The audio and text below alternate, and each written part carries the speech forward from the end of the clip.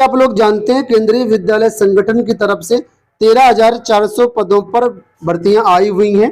आवेदन प्रक्रिया अंतिम चरणों में, आप लोग इसमें आवेदन कर सकते हैं। जो भी अभ्यर्थी केवीएस की तैयारी करते हैं उनके लिए स्पेशल वीडियो है, क्योंकि जब आपकी केवीएस जॉब लग जाएगी तो पूरा आपका जीवन यहाँ पर केवीएस में व्यतीत होगा।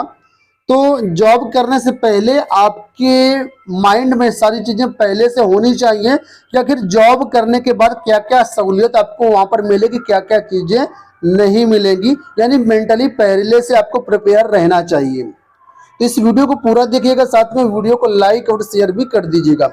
चलिए बात करते हैं हम लोग पहले पॉइंट के बारे में, तो वो है ज्वाइनिंग।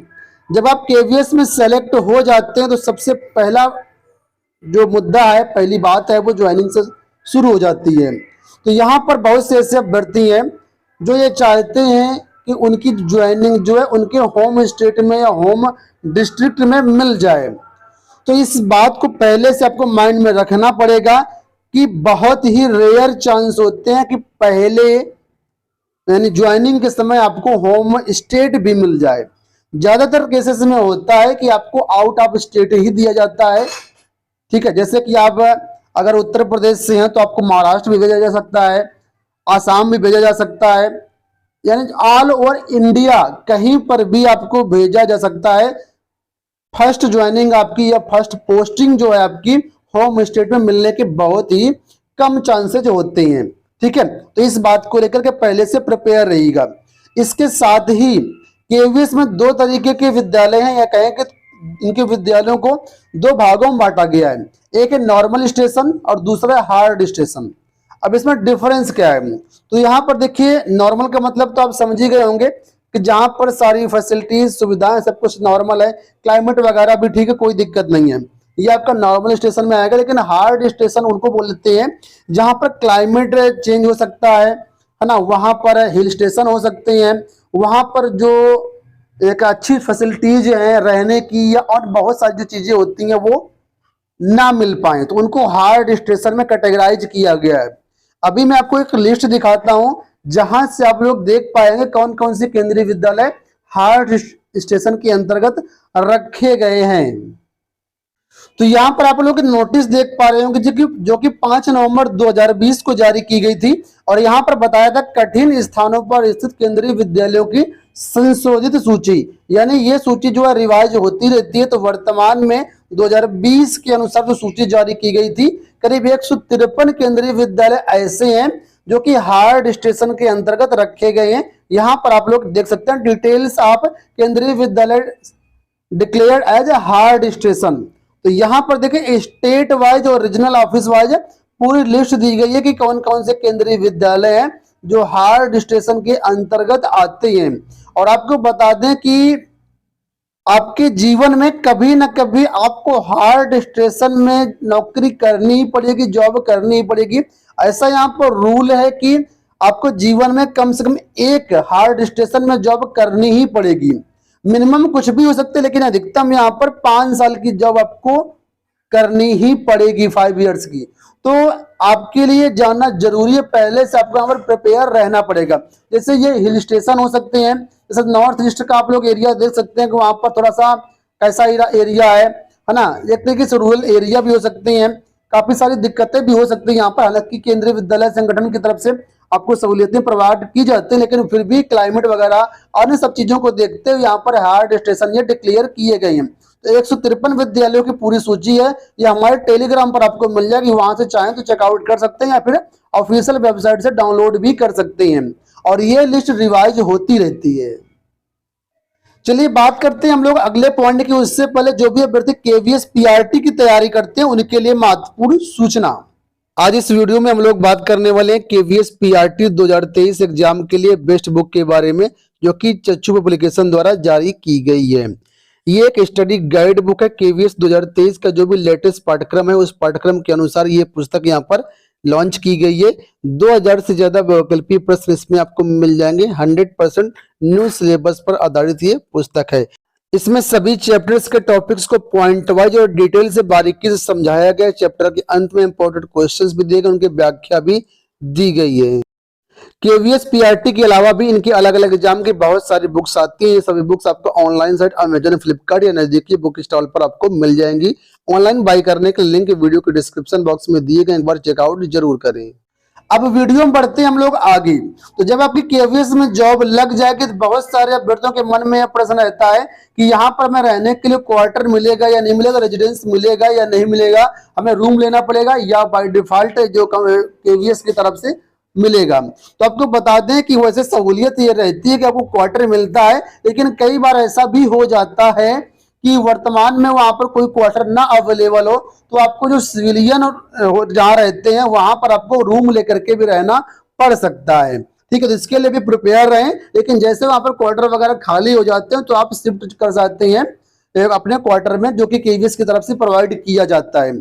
कई अभ्यर्थियों के मन में यह भी प्रश्न रहता है कि जैसे हम क्वार्टर में रहेंगे केवीएस के, तो यहाँ पर क्या हम अपने साथ अपने भाई बहन या फ्रेंड वगैरह को रख सकते हैं साथ में? तो आपको बता दें, जब आप जॉब लगती है, जब आप क्वार्टर वगैरह लेंगे तो वहां पर एक फॉर्म भरवाया जाता है जिसमें आपको सेल्फ डिपेंडेंस जो है उसको मेंशन करना होता है कि आपके ऊपर डिपेंडेंट कितने लोग हैं, मतलब आपके फैमिली के कौन कौन से मेंबर जो है आपके ऊपर डिपेंडेंट हैं। तो जिसको आप मेंशन करेंगे डिपेंडेंट को, उनको आप अपने साथ रख सकते हैं। ठीक है, उसमें कोई दिक्कत नहीं है। लेकिन जो फ्रेंड वगैरह हैं उनको आप वहां पर नहीं रख सकते हैं साथ में, क्योंकि कई बार ऐसा होता है कि जो वहां पर जहां पर आपकी कॉलोनी वगैरह होती है वहां पर जब रहेंगे और जो आपके कंपेनियन होंगे, जो आपके कलीग्स टीचर होंगे, उनको कई बार दिक्कतें होती हैं, तो वो लोग ऐतराज करते हैं और फिर आपको जो है अगर कुछ इधर उधर हो गया तो आपको क्वार्टर खाली भी करना पड़ सकता है। हालांकि इतनी छूट रहती है कि आपको कोई फ्रेंड अगर आते हैं एक दो दिन के लिए तो उनको आप रख सकते हो, लेकिन परमानेंट जो अपने साथ रख नहीं सकते। आपके भाई बहन या जो आपके वाइफ है उनको आप वहां पर रख पाएंगे। ठीक है, तो ये पॉइंट भी क्लियर हो गया होगा। और आपको बता दें कि यहाँ पर जैसे आप क्वार्टर में रहते हैं केवीएस की, तो जो आपकी सैलरी होती है उसमें जो एचआरए होता है वो डिडक्ट कर लिया जाता है, क्योंकि क्वार्टर आपको केवीएस की तरफ से दिया गया है। लेकिन अगर आप बाहर रहते हैं कहीं पर तो आपको सैलरी के साथ एचआरए भी मिलता है। अब बात कर लेते हैं चौथे पॉइंट को लेकर के। तो यहाँ पर जो अगला पॉइंट है वो है लीव। छुट्टियां कितनी मिलती हैं, कौन कौन सी छुट्टियां मिलती हैं? तो देखिए, नॉर्मली देखा जाए तो छुट्टियां काफी मिलती हैं, अच्छी खासी छुट्टियां यहाँ पर मिलती हैं। लेकिन एक यहाँ पर छुट्टी ऐसी है जो आपको नहीं मिलेगी, और केवीएस की सबसे बड़ी खामी, सबसे बड़ी प्रॉब्लम कह सकते हैं इसकी, वो है यहाँ पर मेडिकल फैसिलिटी। जैसे क्या होता है, जैसे यूपी की बात कर लेते हैं तो यहाँ पर स्टेट गवर्नमेंट के अंतर्गत जो यूपी के जीआईसी विद्यालय है या एडेड विद्यालय है या प्राइमरी विद्यालय है, तो यहाँ पर मेडिकल लीव आपको मिलती है। जैसे आप बीमार पड़ जाते हैं, कोई आपके पास घटना हो जाती है तो आप हॉस्पिटलाइज होना पड़ता है आपको, तो बाय डिफॉल्ट क्या होता है, आपके पास 365 दिन की लीव रहती है। मेडिकल लीव ले लेंगे तो आपको यहाँ पर जो है आपको सैलरी पूरी मिलेगी, सैलरी कटेगी नहीं। लेकिन ये फैसिलिटी यहाँ पर फिलहाल अभी अवेलेबल नहीं है, आपका पेमेंट कटेगा अगर आप मेडिकल वगैरह लेते हैं। हालांकि जो एक्स सिटीज हैं, ठीक है, आप लोग जानते होंगे शहरों को एक्स वाई जेड 3 कैटेगरी में डिवाइड किया गया है।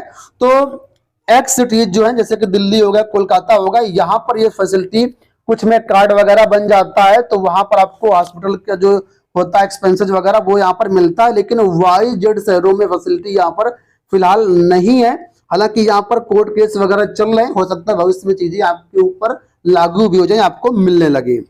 ठीक है, चलिए बात कर लेते हैं हम ट्रांसफर वगैरह को लेकर के। तो देखिए, जैसा कि मैंने शुरुआत में बताया था कि आपको शुरुआत में ज्यादातर अदर स्टेट ही दिए जाते हैं, यानी बाहर ही आपको ज्वाइनिंग दी जाती है। लेकिन जैसे ही आपके नियर बाई जिले में या कहीं पर भी पोस्ट खाली हो जाती है किसी भी केंद्रीय विद्यालय में, तो वहां पर आप लोग ट्रांसफर ले सकते हैं।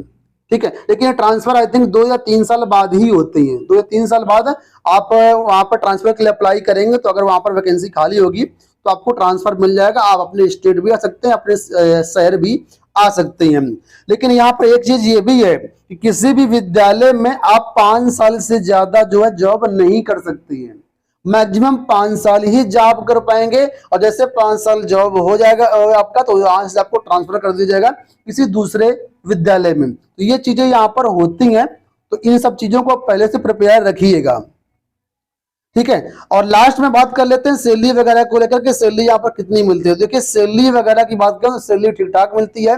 नॉर्मली मैं राउंड फिगर में बताता हूं तो जो एक प्राइमरी टीचर होता है उसको अप्रोक्स में 50,000 सैलरी आपको आराम से मिल जाएगी। और अगर आप क्वार्टर में रहते हैं तो ठीक है, और अगर आप बाहर रेजिडेंस में रहते हैं, सिविली में रहते हैं तो 4 से 5,000 यहाँ पर और जोड़ सकते हैं आप लोग यहाँ पर, तो लगभग 55 के आसपास पहुंच जाएगी कि अगर आप बाहर रहते हैं तो। अगर टीजीटी की वगैरह की जॉब लगती है तो करीब 60,000 के आसपास सैलरी यहाँ पर बन जाएगी।